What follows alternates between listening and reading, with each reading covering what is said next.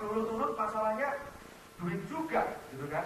Dan saya melihat katanya sekarang sudah ada namanya hukum juga, kalau dari awal mau menikah sudah disiapkan itu. Kalau nantinya cerai, berarti gonogininya itu harta bendanya sudah dipisah dari awal. Ini kan cukup menyedihkan gitu. Karena mereka dari awal sudah mesetnya, ini hartaku, ini. Dan segala sumber itu tadi, cinta uang tadi, segala sumber masalah, segala perselisihan, hilangnya damai sejahtera, makanya nggak bisa. Bagaimana kita bisa datang kepada Tuhan menyembah dengan hati yang terbuka kalau kita rasanya masih terus masalahnya juga duit lagi, nggak bisa. Dan kita datang kepada Tuhan, berkati aku. Kita maksa. Tetapi pertanyaannya, kita sudah melakukan step-step tadi nggak? Kita sudah menjadikan Tuhan sebagai pemilik, dan kita hanya pengelola atau bukan? Jadi ini adalah prinsip-prinsip berikutnya. Dengarkan nasihat. Kalau ada orang katakan kamu jangan lakukan itu, investasi itu bukan hal yang baik. Atau bagaimana dengan perpuluhan, bagaimana persembahan? Coba bisa tanya kepada kepala, kepada Pastor Wanto, kepada saya. Ya, mungkin kita akan belajar sama-sama. Tetapi ini adalah satu prinsip yang Tuhan katakan selama bumi masih berada, apa yang kamu tabur, kamu tuai. Ya, ini sudah prinsip. Prinsip itu seperti gugum gravitasi, jangan coba-coba. Aku anak Tuhan, aku akan lompat dari jendela lantai 10, ya jatuh. Itu sudah ada hukumnya.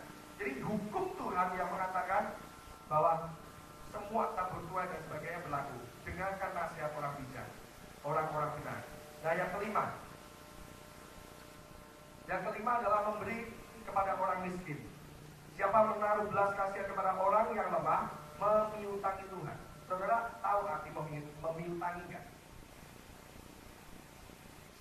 Memberi pinjaman kepada Tuhan yang akan membalas perbuatannya itu. Jadi gini, kalau kita memberi kepada orang miskin, ya, khususnya orang miskin, maka itu dikatakan kita memiutangi Tuhan. Tadi saya sudah katakan Tuhan pun mengasihi orang-orang yang belum kenal Dia. Orang miskin itu ada di dalam hati Tuhan.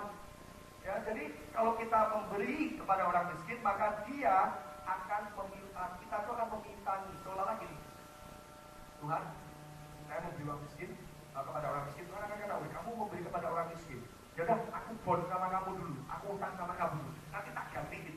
Kamu mau beri berapa? Aku pasti berikan kembali. Ini yang dikatakan kalau Tuhan mau kita memelihara. Makanya di dalam jemaat mula-mula, ya tentunya di sekeliling kita dulu. Sebagai saudara seiman, rasul-rasul juga katakan, kiranya engkau juga memperhatikan kebutuhan saudara-saudaramu. Sehingga di dalam kisah para rasul, tidak ada yang miskin. Memang benar tidak ada yang miskin. Karena setiap orang Kristen menjual hartanya, kemudian menyerahkannya kepada rasul-rasul untuk dibagikan kepada miskin, kepada para janda-janda, anak-anak yatim piatu, sehingga semuanya hidup dalam kesukupan. Kalau kita melakukan ini, maka kita membutuhkan Tuhan. Tuhan gak ada ayat lain. Tuhan tidak berhutang sama kita. Kalau kita yang banyak berhutang sama Dia, cuma satu ayat ini Tuhan katakan, aku berhutang kepadamu. Kalau kau memberi kepadaku, memberi kepada orang miskin, berarti kau sudah memberi kepadaku. Ya kan? Yesus pernah berkatakan, kau memberikan pakaian kapan Tuhan? Kalau kau menengok aku dalam penjara, menengok orang-orang yang dalam tahanan, kau menjenguk aku. Ya, maka ini semuanya adalah kembali bahwa kita harus tahu bahwa Tuhan memperhatikan orang miskin. Poin yang keenam, yang terakhir, jangan berhutang. Ini ada gambar Daud dan Goliat. Rasanya hutang itu mungkin sudah kayak Goliat gitu ya. Dikatakan, kenapa? Orang-orang yang kaya, yang berkelimpahan, saya percaya mereka juga bebas hutang. Ya, ini saya nggak bicara mengenai teknisnya, ya nanti Pak Samanto bisa membahas lebih jauh lagi. Tapi ini prinsipnya, ya prinsipnya. Orang kaya menguasai orang miskin, yang berhutang menjadi budak dari yang menghutangi. Tuhan nggak ingin kita berhutang. Karena kalau kita berhutang, kita terlilit hutang, maka kita akan menjadi hamba dari yang memberikan hutang itu kepada kita. Sehingga kita nggak bebas. Jadi kita nggak bebas untuk memuji Tuhan. Kenapa? Kita selalu kumpul, rentenir datang. Wah, kita rasanya takut damai sejahtera. Nggak bisa menyembah Tuhan, nanti pulang dari gereja ditunggu rentenir. Kan bingung juga kan, nggak pulang, muter-muter habis bensin. Bingung juga, mau duduk, hujan, minum kopi, duit juga. Kan bingung juga kan. Jadi Tuhan katakan, jangan berhutang. Dan tentunya ini nanti ada cara lagi bagaimana terobosan nantinya. Nah, karena bulan ini kita sedang berbicara mengenai keuangan, kita mau supaya jemaat Tuhan di tempat ini beroleh terobosan di dalam hal keuangan. Tapi kesimpulannya adalah yang pertama, bagaimana kita mengelola keuangan kita itu berdampak terhadap hubungan kita dengan Tuhan. Karena Tuhan akan meminta pertanggung jawab atas talenta yang Dia berikan kepada kita. Kadang-kadang orang berpikir uang kan bukan hal yang rohani. Jadi saya ngurus duit sama ngurus hubungan saya dengan Tuhan dua hal yang berbeda. Gak bisa, saudara. Karena bagaimana kita mengelola keuangan kita itu sangat mencerminkan bagaimana hubungan kita dengan Tuhan. Karena itu duit Tuhan. Jadi pada saat kita menghormati Tuhan dan kemudian kita melakukan semua prinsip-prinsip tadi, maka hubungan kita dengan Tuhan lebih beres, lebih full. Kita sudah memberikan persembahan per bulan. Kalau saudara masih belum mengerti, gak apa-apa. Tetapi kalau saudara ingin melihat dibukakan kembali supaya Tuhan bisa memberikan benar-benar terobosan dalam hal keuangan, saudara juga harus tahu prinsip-prinsip ini. Bahwa Tuhan itu sangat memperhatikan bagaimana kita mengelola keuangan. Tuhan gak ingin kita melayani mamon. Makanya Tuhan hanya membandingkan dirinya dengan mamon, uang itu. Kenapa? Kalau kita salah, maka kita akan menjadi hamba uang. Yang benar adalah uang itu kan bagus kan, netral kan ya. Yang jelek adalah kalau uang itu jadi uang kita. Makanya Daud mengerti prinsip ini.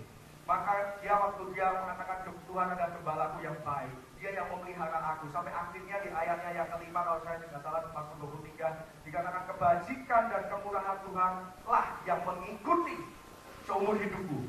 Kalau kita nggak perlu mencari berkat, kalau kita cari sang pemberi berkat, hubungan kita beres semuanya. Berkat itu mengejar kita, bahkan ingin mencoba menangkap kita. Kita ada di Mesir lagi padang gurun, lagi kekeringan, kita tanam satu, tumbuh 100. Itu seperti yang dilakukan oleh Ishak. Dan apapun yang kita tanam berhasil. Kenapa? Berkat itu mengejar kita. Kita mau ke peninsula, mau ke mana, berkat kejar kita. Mau ibadah pindah di mana, berkat kejar kita. Kenapa? Karena kita punya hubungan yang baik dengan sang pemberi berkat. Kesimpulan yang kedua. Berikutnya, ada lagi. Jadi yang kedua, kita harus menyerahkan hak kepemilikan kepada Tuhan Yesus. Nah, jadi ada satu poin lagi bahwa kepemilikan harus kita serahkan. Kalau saudara saat ini ambil komitmen dalam hati saudara, settle your heart. Ya, supaya saudara katakan, Tuhan, keuangan saya, keluarga saya, talenta saya, bisnis saya, semuanya adalah Tuhan yang punya.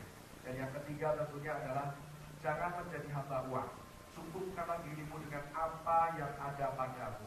Hidup sesuai dengan berkat yang Tuhan beri. Kalau Tuhan belum beri mobil, saya tidak cari motor.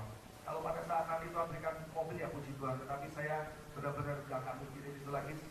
Saya hanya mau hidup sesuai dengan berkat apa yang Tuhan berikan kepada saya. Kalau kita punya rasa puas, seperti Paulus katakan, aku tahu itu arti kelaparan. Aku tahu apa arti kenyang.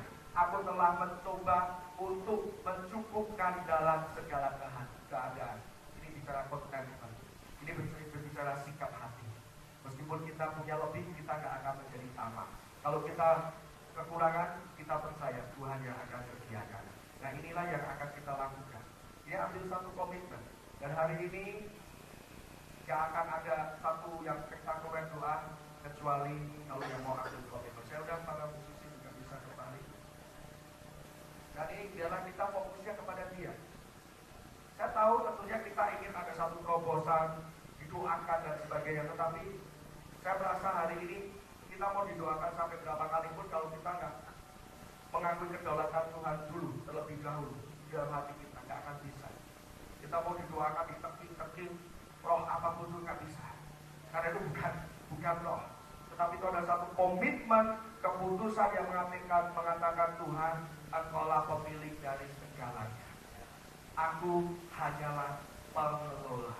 Dan suatu hari nanti Tuhan, aku akan berdiri di hadapanmu. Dan aku akan mempertanggungjawabkan segala kepemilikan yang Tuhan sudah berikan kepadaku. Itu aku akan berikan.